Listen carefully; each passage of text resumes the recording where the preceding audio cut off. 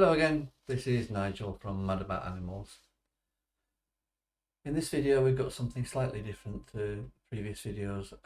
We're going to have a poem which was written and read by my partner and co-creator of this channel, Kerry. Before we go to the poem, I'd just like to give you a little bit of background. As I'm sure many of you will have experienced, walking through the countryside is a wonderful thing, seeing all the animals.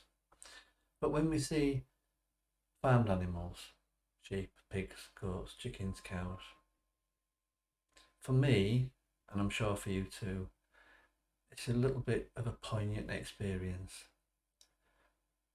when I see the sheep or the cows in the fields. I love to see them. I love animals. Mad About Animals. It's in the name of the channel. But at the same time, we know their fates. We know what's going to happen to them. We know that sooner or later, more often than not it is sooner, they will be loaded into a truck and taken away to a slaughterhouse where their throats will be slit, or they'll be lowered into gas chambers and their lives will be no more. So when we see these lovely animals, because we know their fates, there is always sadness as well as joy. That's what this poem describes. The Good Life Sheep, a poem by Kerry Pelkey. It's snowing quite heavily here today, and that's good, I guess you'd say.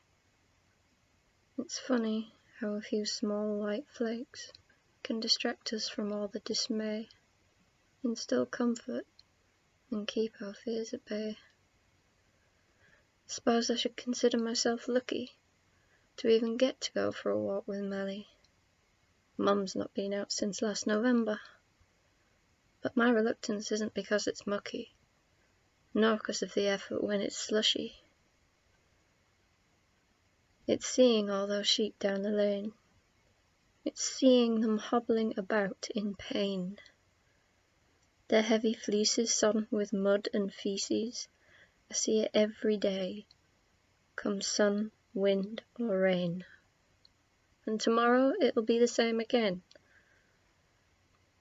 Yesterday, two lovingly butted one another, and it broke me to think of how they'll suffer. Their separation, electrocution, decimation. To the slaughtermen, they're just a number. And I don't feel like much of a defender. Because today, those girls weren't there. Seeing the empty field, it filled me with despair. Just like when I see those carrions picking at the frozen corpses of those who went nowhere. And yes, it angers me that most don't even care. I saw a family walking here back in December, and the child took such innocent pleasure in trying to stroke a gentle, curious ewe.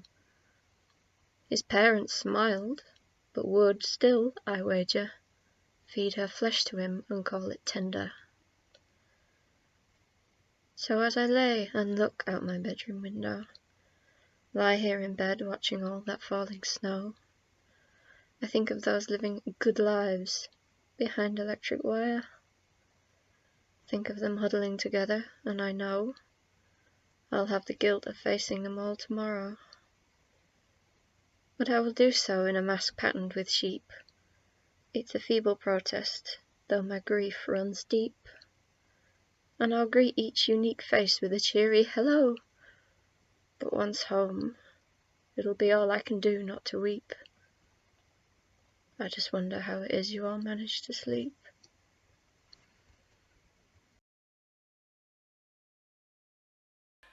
If you enjoyed that, please like, share and subscribe in the comments below with the full words. Thank you.